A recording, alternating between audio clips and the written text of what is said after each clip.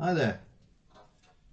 I first became involved in Goju really uh, at a demonstration in the Crystal Palace at the British Karate Championships.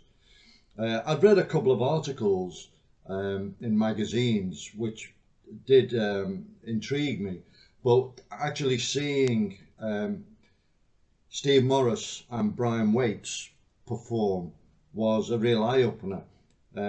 Steve did Seizan Kata, and then uh, Brian did Sanshin while Steve tested him, and then the whole thing finished when Steve went and got some large lengths of timber and smashed them over uh, Brian, including across his shin. And I always remember one of the halves of the wood that had broken on his shin went right across the Crystal Palace and into the audience. And I managed to meet them, get contact details, and it led to me bringing Brian to Liverpool. We had a group of guys who had done various styles, and we trained together. Harry Benfield was one, and we were really looking for a direction. And Brian came up, did a weekend seminar, and a group of us decided we wanted to pursue Goju. And we brought Brian up several times. I also went down to London and trained down there.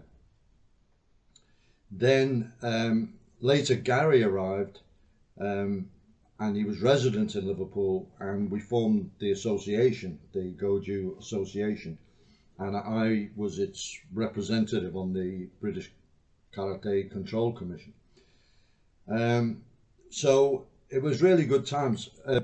Brian was a really interesting guy. He had been stabbed in the torso as a teenager and almost died. And as a result, he decided to really train hard. So his training was based on realism. He knew the dangers and the threats that face you in a fight. He was also into bodybuilding and weight training.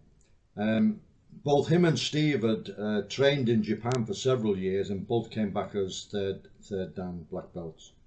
And one of the things that Brian did while he was in Japan as well was he took some private lessons at the JKA because he liked the grace and the form and the flexibility of Shotokan, and he wanted his kicks to be on that par. And he really did have beautiful kicks. They were textbook. His form was brilliant, and the training was very, very hard. We did a lot of hard body conditioning training. So 1972, I go to Paris, and in Henri Play's shop, which I mentioned on an earlier review, I saw the book Goju Karate by the Cat, Gogen Yamaguchi. It was a big book, it was very expensive, but I decided I had to have it, and this is the book I want to talk about. Now, the book contains a lot of the biography of Gogen Yamaguchi, and also the history. And unfortunately, the history is very, very doubtful. You know, my research into the Okinawan history had already led me to believe that there were some distortions in the Goju Kai history. Master Yamaguchi claimed that while he was at Ritsumeikan University, Chojun Miyagi came over from Okinawa for extended periods and was the instructor there, and eventually graded him and made him the chief instructor of Goju. Now that is nonsense. Chojo Miyagi only made very brief visits to Japan, to the mainland, and he never graded anyone. So where did Goju Kai come from? Well, really, Gogen Yamaguchi engaged in what's known as Yamabushi, which is mountain austerity training, standing in waterfalls, punching trees, fasting, running up hills, this kind of thing, to condition his body. He was also into Shinto religion and yoga. And he formed a group of like-minded people. One of the group was Masoyama, and there's a picture you'll see of them together before they split. And Masoyama went off to form Kyokushinkai.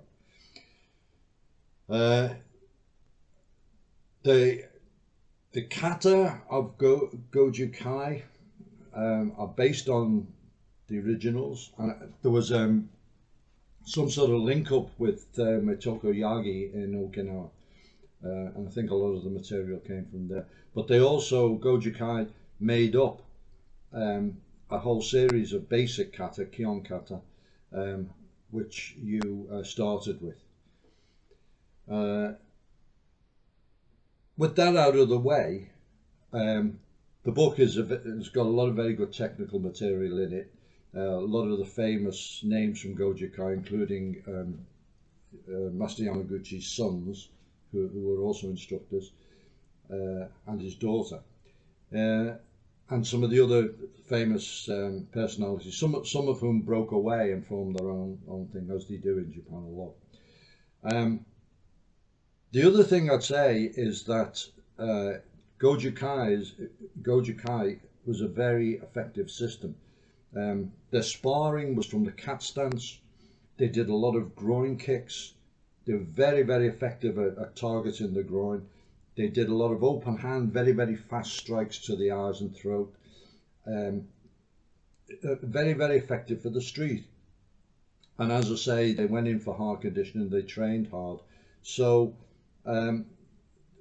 if you set aside the dubious history, which we can, the system itself was very good.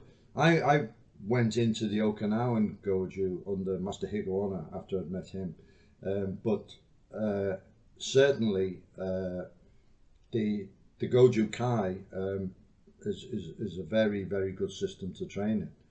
And I did enjoy my training with Brian Waits in particular.